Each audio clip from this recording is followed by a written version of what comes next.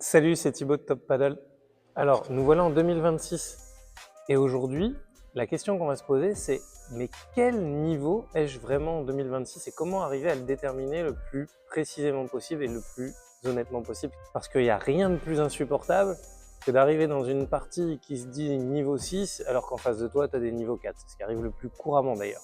Donc aujourd'hui en France, il y a une grille qui va de 1 à 8 ou à 10, sachant que les niveaux 9 et 10, c'est des joueurs plus qu'experts, qui font partie du top 500 français. Donc moi, ce qui va m'intéresser, c'est de t'aider à déterminer dans quelle catégorie tu te trouves. Alors, niveau 1, c'est simple, c'est des joueurs qui découvrent le paddle. Ça fait entre 1 et 10 séances que tu joues. Tu as encore à essayer d'apprivoiser les règles, comprendre si la balle est bonne, faute dans telle ou telle situation. Clairement, tu ne joues pas avec les vitres, tu n'as pas pris de cours, tu n'as pas un passif de raquette, tu es débutant, tu découvres la pratique, niveau 1. Niveau 2, c'est quelqu'un qui joue déjà depuis une dizaine de fois, toujours en loisir, mais qui va pas avoir de technique ou un passif tennis, badminton, squash, etc. C'est des gens qu'on va voir jouer avec, en tenant les raquettes comme ça, en poussant la balle comme ils peuvent. Ils restent débutants, mais il commence à y avoir des échanges. Niveau 3, c'est un joueur loisir régulier.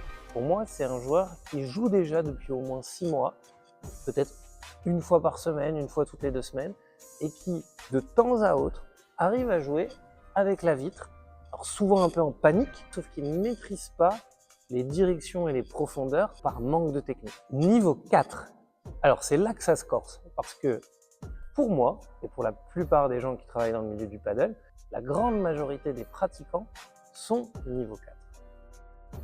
Pourquoi?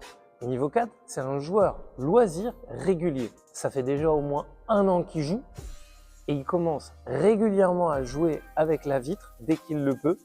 C'est quelqu'un qui commence à gérer les directions de ses balles en observant le jeu en face, les profondeurs de ses balles, c'est-à-dire jouer court, jouer long, etc. Qui commence à avoir un minimum de technique. C'est souvent des gens qui ont pris des cours de padel. Ce sont des joueurs qui correspondent en compétition à un niveau P25 moyen. C'est-à-dire qu'ils gagnent des matchs en P25 et si vous êtes amené à faire des tournois, vous allez vous retrouver avec en moyenne 10-15 points par tournoi. Donc c'est le joueur loisir qui occasionnellement va sur des tournois. Lorsqu'on regarde l'échelle des classements en janvier 2026, c'est tous ces joueurs qui ont 3-4 tournois, parce qu'ils ne font pas leurs 12 tournois, qui auront en moyenne toujours autour de 10-15, peut-être 20 points de temps à autre, et qui constituent dans le classement des joueurs entre la 20 millième place et la 100 millième place, puisqu'aujourd'hui il y a à peu près 100 000 joueurs compétitifs de padel. Niveau 5, lorsque des gens demandent des parties et s'affichent comme étant niveau 5, on parle de joueurs compétitifs et non plus de la majorité des joueurs de padel. Pourquoi? Parce que le niveau 5 correspond à un niveau moyen de P100, c'est-à-dire quelqu'un qui, à chaque fois qu'il va jouer en P100, va se retrouver en milieu de tableau en gagnant et en perdant certains matchs. Parfois peut-être qu'il atteindra des quarts de finale, peut-être de temps à autre des demi-finales, ça dépend du niveau du P100, du niveau des régions, etc. dans lesquelles on joue. Mais en revanche, ça va être un joueur compétitif en P100 et que s'il allait en P25, qui est l'entrée de la compétition aujourd'hui en France, se retrouverait à gagner un P25. C'est donc quelqu'un qui va faire entre 25 et 60 points par tournoi. Donc si vous êtes dans cette catégorie-là et que vous aviez joué 12 tournois dans votre année, vous vous retrouveriez dans le classement entre la place top 10 000 et top 18 000 à janvier 2026. Donc vous êtes déjà dans les 20% des meilleurs compétiteurs français. C'est pas la majorité des joueurs. Niveau 6 désormais. Alors c'est le niveau qui me fait sourire parce que c'est le niveau dont tout le monde se réclame. Niveau 6, on est déjà dans les 10% des meilleurs joueurs de paddle. Ça veut dire que 90% des joueurs sont moins bons que vous. Ils vont vous déclarer dans cette catégorie. Et donc du coup, niveau 6, ça correspond à des joueurs qui vont gagner des P100, ou s'ils ne le gagnent pas, parce que des fois il peut y avoir des pertes ultra compétitifs sur un tournoi donné, ils vont se retrouver systématiquement dans le dernier carré. Ce sont des gens qui vont prendre minimum 60 points par tournoi.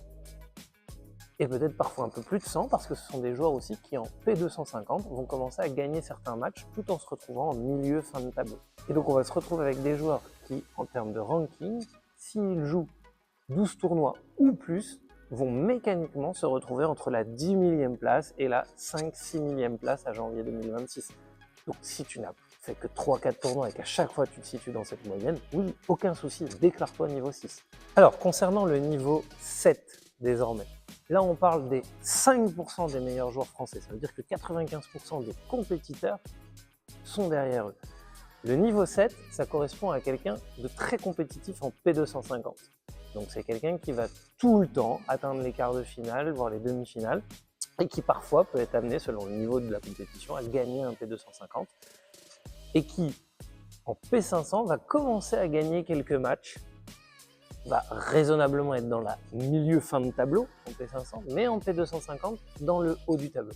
Et si c'était quelqu'un qui est encore autorisé à jouer des P100 parce qu'il n'a pas eu ses 12 tournois, ce serait quelqu'un qui en P100 écrase le tournoi.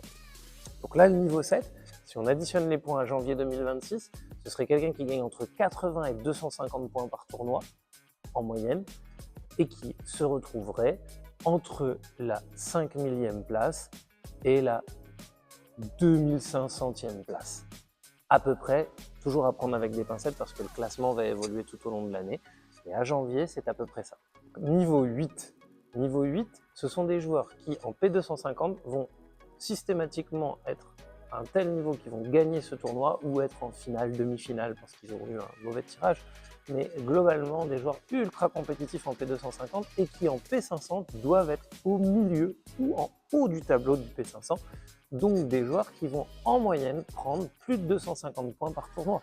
Donc ça veut dire, en termes de ranking pour quelqu'un qui aurait joué 12 tournois, quelqu'un qui va se retrouver entre la 2 millième place et la 500e place française. Après, les niveaux 9 et 10 correspondent globalement à quelqu'un qui va se retrouver entre top 500 et top 200 pour un niveau 9. Et laissons le dernier échelon au top 200 français, le niveau 10, l'élite du paddle français. Tout ceci, ça a été calculé avec le classement de janvier 2026 pour vous donner un état des lieux des niveaux et de l'accroissement du niveau général du paddle en France. Ayez bien à l'esprit que la différence entre deux niveaux, elle est importante.